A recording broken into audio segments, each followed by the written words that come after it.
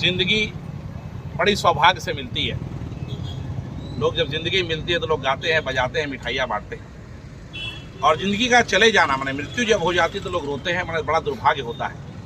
लेकिन जिंदगी चले जाने के बाद अगर कोई किसी को याद रखे और उसके असली नाम से नहीं बल्कि उसके नाम के आगे वीरता का वीर लगाकर कोई याद रखे तो निश्चित रूप से उसके किए हुए कर्मों को याद करता है। आज वैसे महापुरुष की हम जयंती 143वीं जयंती मना रहे हैं। वीर सावरकर जी के ऐसे तो अनेकों स्वतंत्रता सेनानी हुए हैं। मैं सबका आदर सम्मान करता हूं, क्योंकि हम चंद्रशेखर आज़ाद, खुदीराम बोस साहब ने, भगत सिंह जी की बात करें, महात्मा गांधी की बात करें, उन्हीं की आज देन है कि आज हम खुले हवा में सांस ले रहे हैं। लेकिन जितने स्वतंत्रता सेनानी हुए और उसमें वीर सावरकर में एक बहुत बड़ी भिन्नता है, अंतर है। ऐसा मैंने किताबों में पढ़ा है, धर्मदेव पौदार जी तो ज़्यादा जानते हो।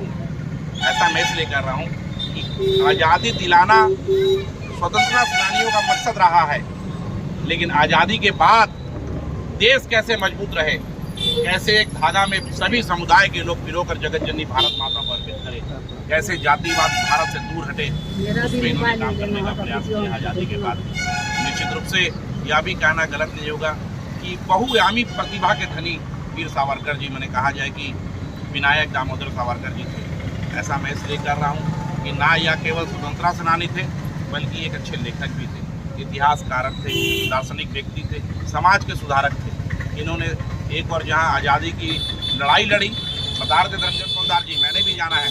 और मेरा ये दुर्भाग्य है कि अभी तक मैं पोर्ट ब्लेयर जाके वहाँ सरकार ने खोल रखा है कि जो भी अंडमान निकोबार में पोर्ट ब्लेयर का सेलुलर जेल जाएगा, इनके कक्ष में जाने का अवसर मिलेगा। मुझे बड़ा मलाल है इस बात का कि मुझे सौभाग्य प्राप्त नहीं हुआ है कि मैं उस सेलुलर जेल के उस सेल में जाऊं जहां सावरकर जी ने 10 साल 11 साल की ज़िंदगी में जाता तो निश्चित रूप से वहाँ की मिट्टी अपने मस्तक में लगा लेता तो मेरे कई जीवन संवर जाते।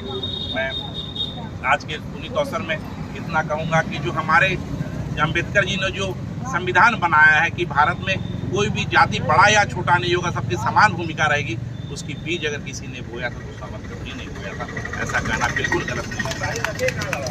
निश्चित रूप से हम 143वीं जयंती मना रही है, लेकिन फिर भी आज की बात करें कि आज़ादी के पहले की बात करें, इन्हें 50 साल की सजा दी गई थी, मैंने किताबों में पढ़ा है। आज की बात करें कि आज़ादी के पहले इन्हें हमेशा दबाया गया है, ये प्रकाश में नहीं आए।